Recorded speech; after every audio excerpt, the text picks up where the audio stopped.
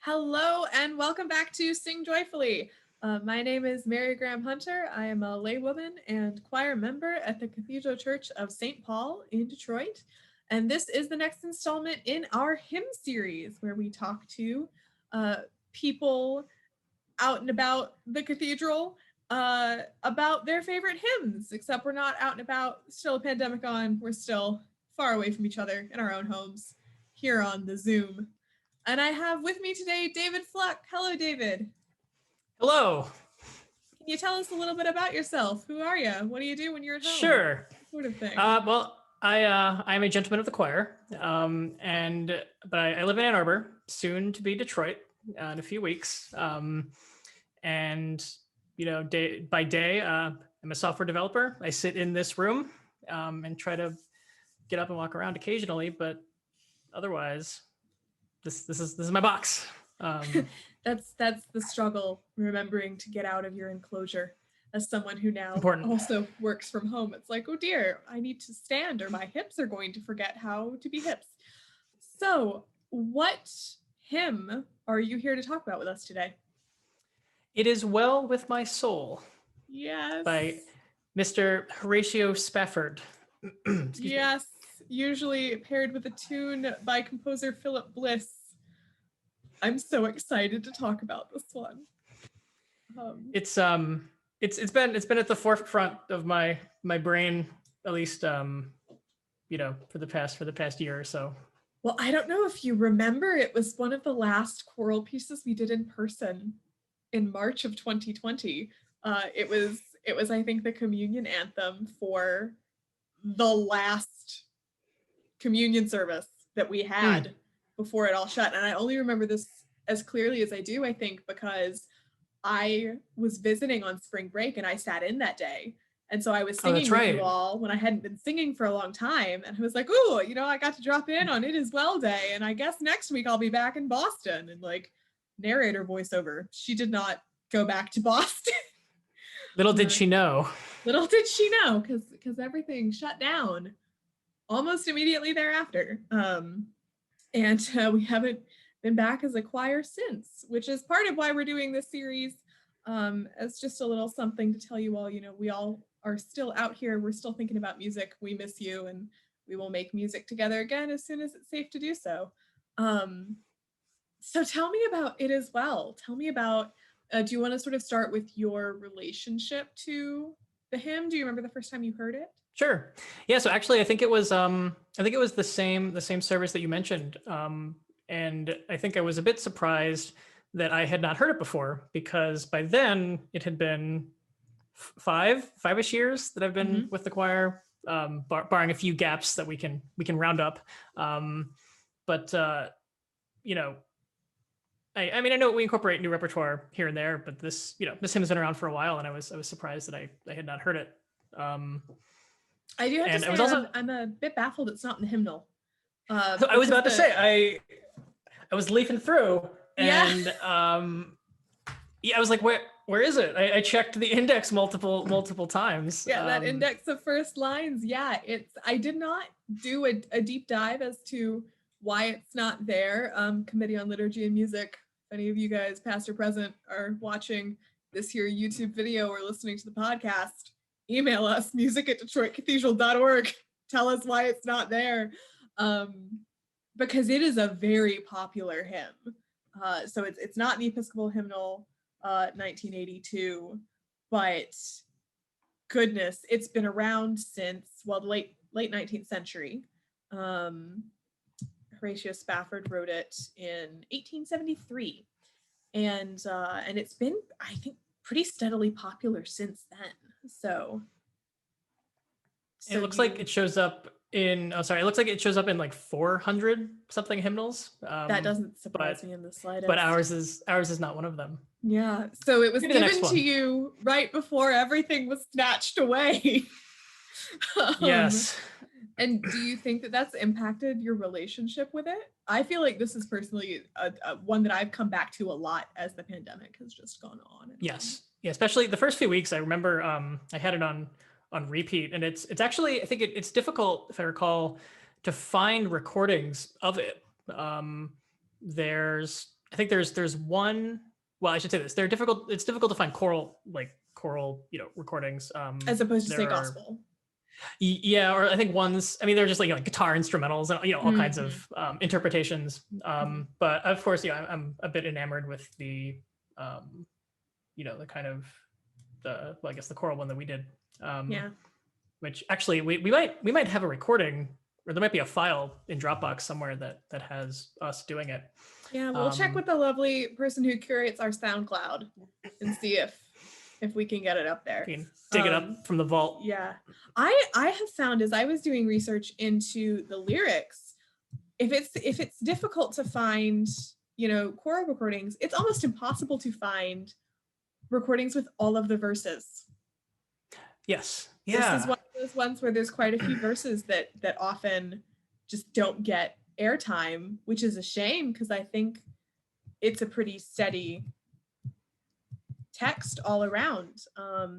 And there is a recording. We have done a virtual recording of this hymn that will either come at the beginning or the end. So maybe you've already heard it, and maybe you have yet to hear it.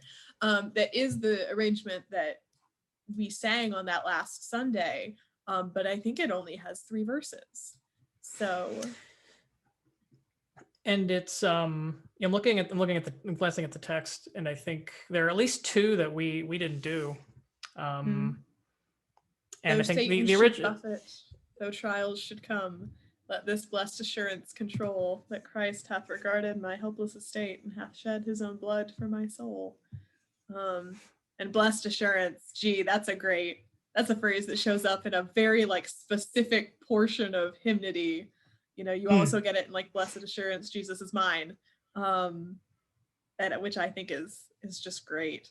Do you want to tell us a little bit about the history? I think part of the reason it resonates with us so much is it has a very detailed and sad history of how it came about.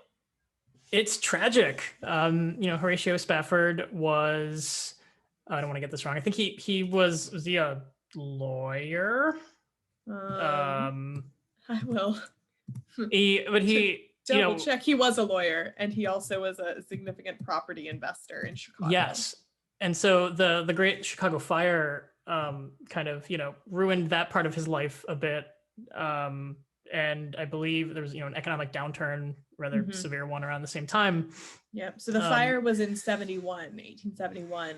All right. And then the downturn hit in 73, which is when he wrote it. And he and his family were planning on, vacationing in Europe, as you do.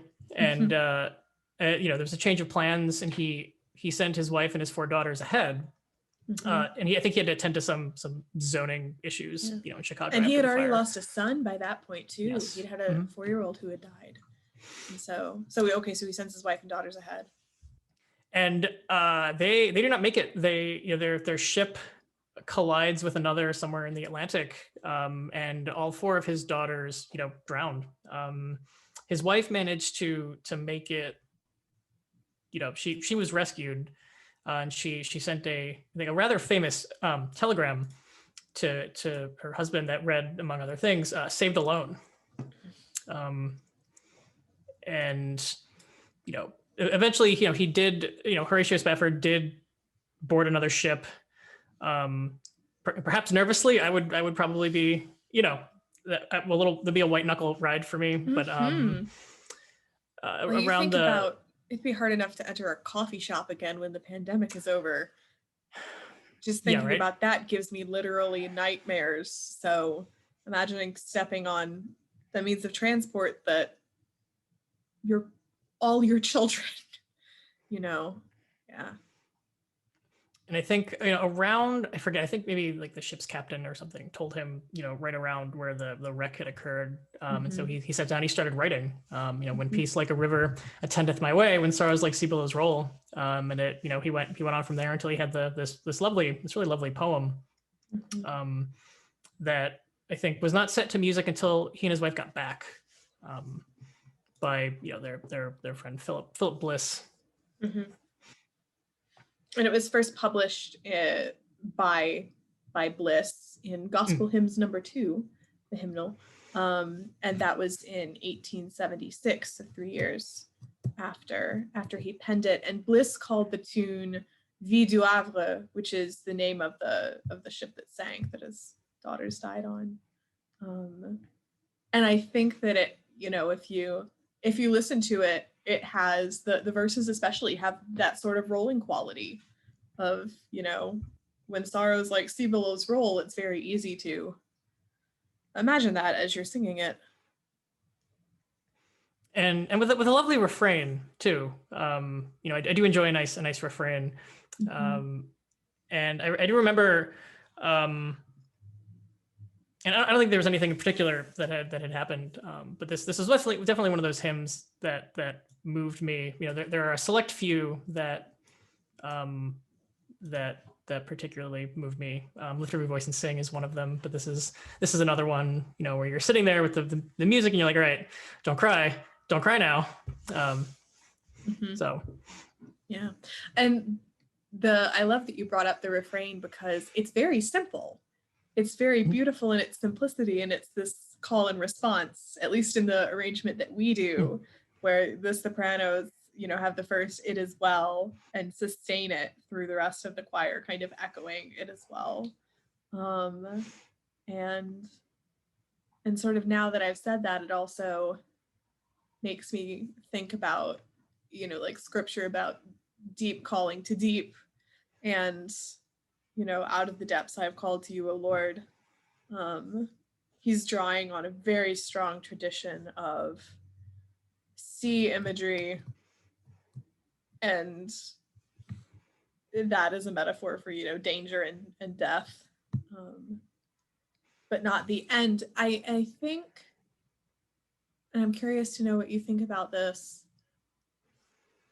it could be so easy to read this hymn as a sort of, well, none of the sorrows of earth matter, because heaven and Jesus, and it is well anyway. And especially once you learn the history, it's not like that at all. It comes from this deep place of grief. And right. and there's this enormous comfort in it, I think. Yeah, and I think that's what was, when I first read about the the history of the hymn itself, I thought to myself, I certainly would probably I would probably have a much harder time, not just like being a lump down in like the galley or something of the ship, but Spafford had gone through so much already, and then then he lost all of his other children. Mm-hmm. But he was still able to write something rather uplifting and beautiful. I mean, he channeled that grief into, I think, a message that normally you wouldn't expect. Absolutely. And I think that's sometimes one of the challenging things in Christianity, to walk that balance of, I actually think our sorrows on earth do matter, and that God does care about them, and it's not that, when we say all flesh is grass, we don't mean that the world of things and bodies is bad or inherently sinful. And what I love, I'm going to read the verses that don't appear in the version that we sing. So I think I already read through the one that begins, though Satan should buffet, the trials should come. But then there's the verse after that is, my sin, oh, the bliss of this glorious thought, which we sing. And then the next two stanzas I've never heard on a sung recording. For me, be it Christ hence to live. If Jordan above me shall roll, no pang shall be mine, for in death as in life, thou wilt whisper thy peace to my soul. But Lord, 'tis for thee, for thy coming we wait. The sky, not the grave, is our goal. O trump of the angel, O voice of the Lord, blessed hope, blessed rest of my soul. And I think especially something like, the sky, not the grave, is our goal. for a man who has lost 5 children. I mean, obviously we can't interview him today, but I would be willing to stake quite a large amount of money that he believed he would see them again. Which I think really shines through all of that. Absolutely. And I think they did go on to have at least another child, maybe 2. I think they moved to Israel at some point in their later years. I believe they both spent the rest of their lives there. I think actually their son, I'm gonna butcher the history. They had a son who made like some relatively well-known archaeological discovery in Israel. It escapes me. But I was surprised to to learn that, and that my quick wait. Yeah, Jacob Spafford discovered the Siloam inscription. Oh, Siloam, maybe? Yes. Yeah, as a schoolboy.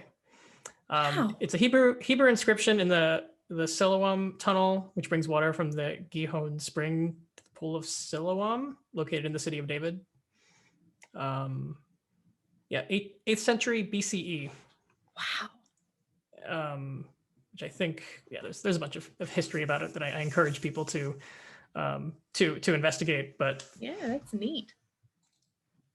That's very Book of Job, that all of his children died, and then later he had at least one more.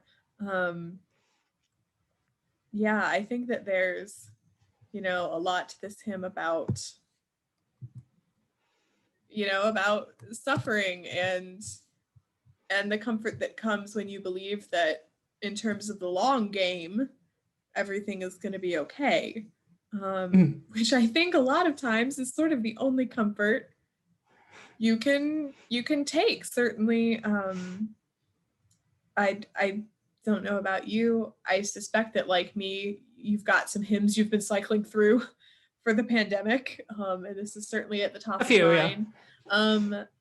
In part because of we don't know when it's going to end. It already feels like it's stretched on forever, and when you don't have a good grasp of that very, temporal time, sometimes you start thinking about cosmological time. And yeah, it's sometimes you sing a hymn and you go, oh no, that makes sense.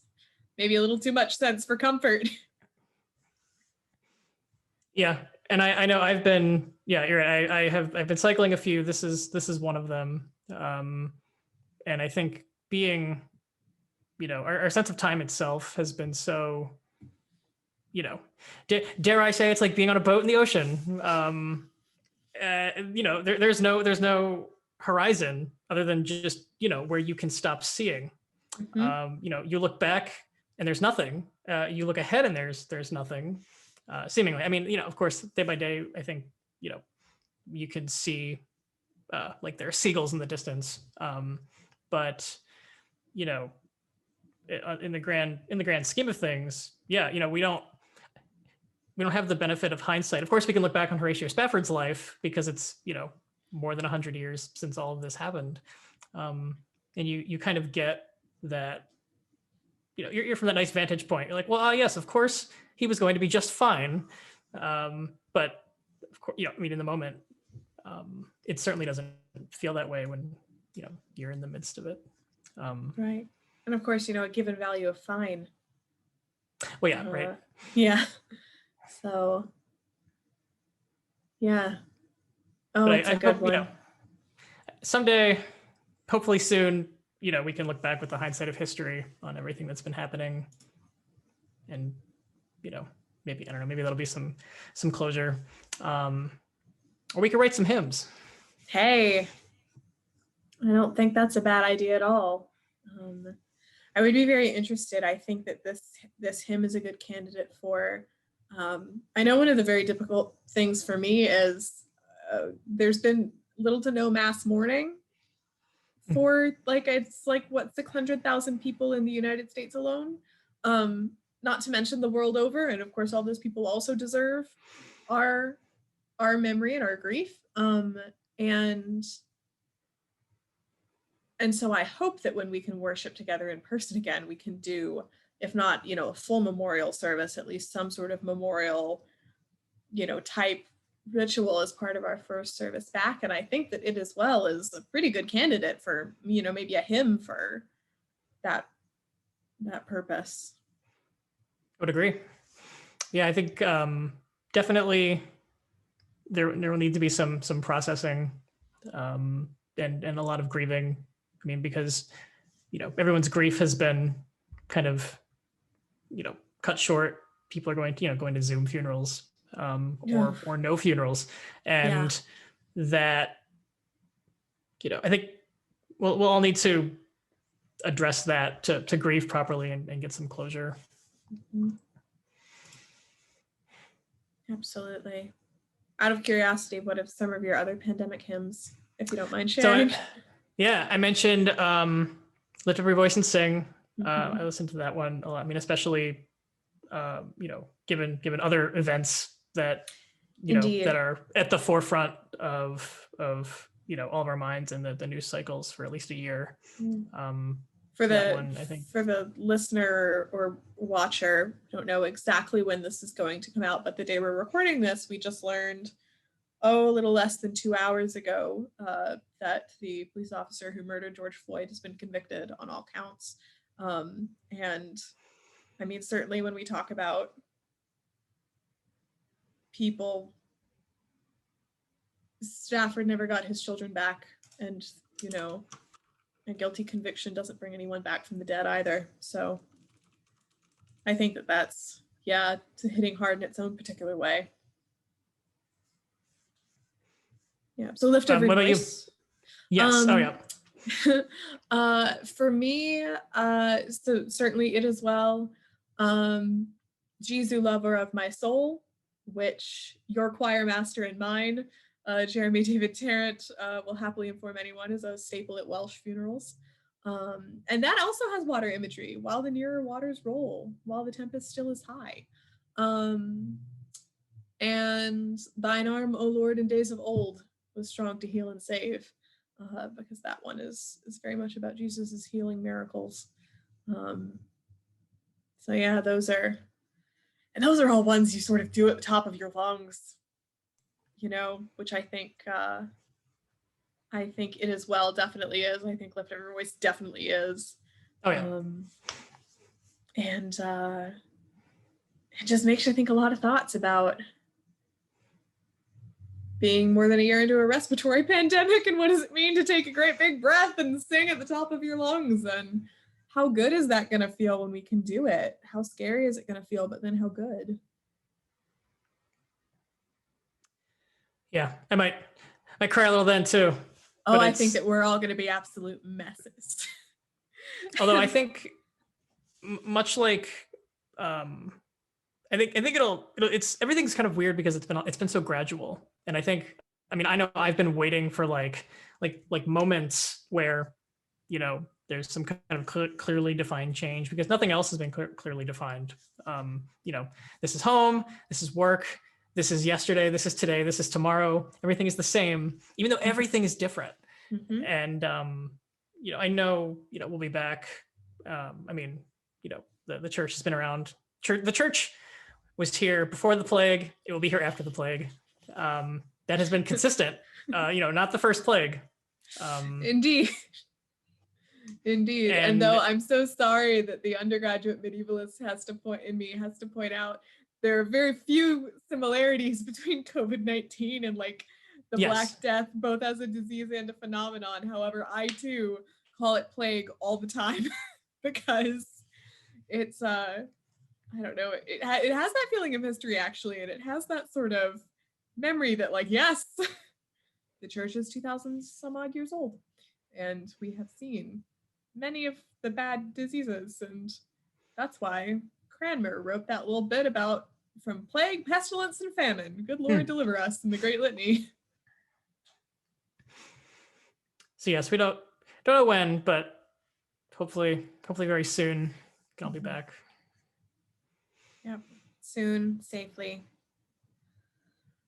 All of that. Well, thank you. Do you have any sort of parting thoughts, anything we didn't get to about this lovely hymn? Trying to think. I think those were the big pieces. You're the first one I remember hearing the story of its history from. I think you'd researched it when it came up on the music list, and you were telling me about it in the line at Great Lakes Coffee back when we got to go to Great Lakes Coffee and stand in line and things like that. And I think it probably happened because I had probably listened to it like 30 times, and you know, usually by that point, you know, I do some Googling, like what's the story behind this? Because every, you know, obviously every piece of text has some history. Yeah. But I think the neat thing about hymns is often that history is fairly well preserved, especially if you get someone who was rather prolific, right. or if you get something that's really old. Like I was doing some hymn research over Christmas, and I learned that of the Father's Love Begotten in its Latin version, the name of which I can't remember, is like 3rd century old. And so there's a pretty long record of it, which I think is just so cool. Right. And I mean, not a lot of things have that kind of staying power. You know, maybe like the pyramids and you know, a handful of other you know, at least physical structures, but culture especially. You know, I mean, it means people have been performing it and singing it for, you know, thousands of years.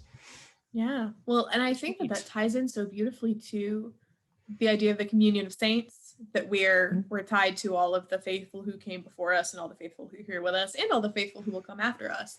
And we're tied to them through the Eucharist, but also the church. And I think also just like stuff like this, like we're tied to Horatio Spafford in this way, you know, when we sing his words, kind of whether we know about his life or not, which I think is really, really lovely. Well, thank you for joining us, David. It was of course. Thank you for having me. Good to have you with us. And so that concludes this particular installment in our Sing Joyfully hymn interview series. You can find us at DetroitCathedral.org is the cathedral's website. All of our social media pages are linked at the bottom of that homepage. If you have any questions, comments, concerns, suggestions, things you want to hear on the show, please email us at music@DetroitCathedral.org. I'm Mary Grahame Hunter. Been here with David Fluck. It's been a joy. And likewise. We will see you next time. Bye-bye.